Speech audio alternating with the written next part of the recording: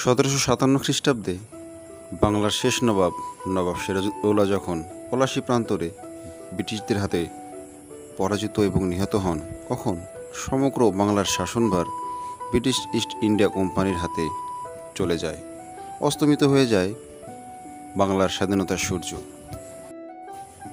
উক্ত সময়ে অবিভক্ত বাংলার রংপুর অঞ্চলের কালেক্টর হয়ে আসেন গুডল্যান্ড সাহেব এবং তার অধীনে কৃষকদের থেকে কর সংগ্রহ করতেন নসিপুরের জমিদার দেবী সিংহ এবং কর সংগ্রহের নামে কৃষকদের উপর ইনি আরম্ভ করেন অকথ্য নির্যাতন এবং মেতে ওঠেন হত্যালীলায়।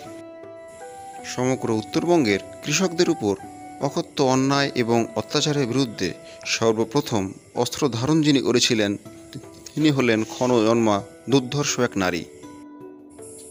বীর বিক্রমা এই নারীটি হল রংপুরের পীরগাছা উপজেলার মন্থনা জমিদার দেবী অধুরানী।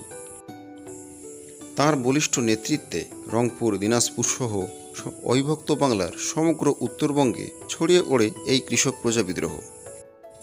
দেবী অধুরানীর কাছে কোণঠাসা হয়ে পড়ে British East India company. Plassey প্রান্তরের যুদ্ধের ঠিক 3 বছর পর মির্জাফর এবং তার জামাতা, সেই সঙ্গে ব্রিটিশ ইস্ট ইন্ডিয়া কোম্পানির একদল সৈন্য রংপুর অভিমুখে অগ্রাভিযান পরিচালনা করে। সালটি তখন 1760। এই যুদ্ধে ব্রিটিশরা প্রচণ্ড মার খায় দেবী অধুরানীর হাতে। এই যুদ্ধে দেবী অধুরানীকে সঙ্গ দেন কিংবদন্তির সেই ভবানী পাঠক এবং রংপুরের নূর উদ্দিন মোহাম্মদ বাকের জং অর্থাৎ ফকির মজনু শাহ। 1760 সালে সংগঠিত এই যুদ্ধের বর্ণনা আমি ইতিমধ্যেই প্রচার করেছি। এই যুদ্ধে ব্রিটিশ ইস্ট ইন্ডিয়া কোম্পানির হারের পর পুনরায় তারা সংগঠিত হয় দেবী অধুরানীর বিরুদ্ধে আরেকটি যুদ্ধ পরিচালনার জন্য।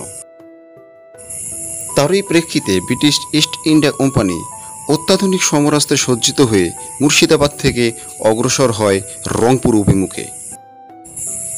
এরপর বিশাল সংখ্যক এই সৈন্যবাহিনী অগ্রসর হয় ধীরে ধীরে রংপুরের অদূরে পীরগাছার মন্থনা জমিদারির দিকে। এদিকে দেবী অধুরানী সশরীরে উপস্থিত হন তার সৈন্যবাহিনীর সামনে। তাকে সহযোগিতা করতে এগিয়ে আসেন ইটাকুমারী জমিদার শিবচন্দ্র রায়। এরপর পীরগাছার অদূরে চণ্ডীপুর নামক স্থানে উভয় পক্ষ মুখোমুখি হয়। চণ্ডীপুরের মাঠটি আজও আছে, যেখানে একটি স্কুলও আছে। শুরু হয়ে যায় এক অসম যুদ্ধ, একদিকে ব্রিটিশ ইস্ট ইন্ডিয়া কোম্পানি আর একদিকে দেবী অধুরানী।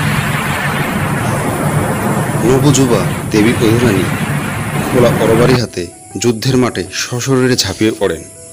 একে একে কতল করতে থাকেন ইংরেজ বাহিনীকে।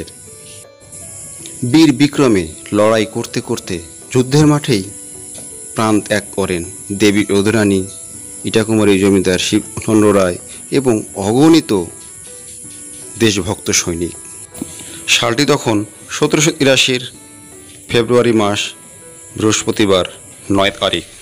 এই অকুতোভয় নারী যোদ্ধা এবং শহীদ সকল যোদ্ধাদের প্রতি আমরা কৃতজ্ঞ। শ্রদ্ধা ভরে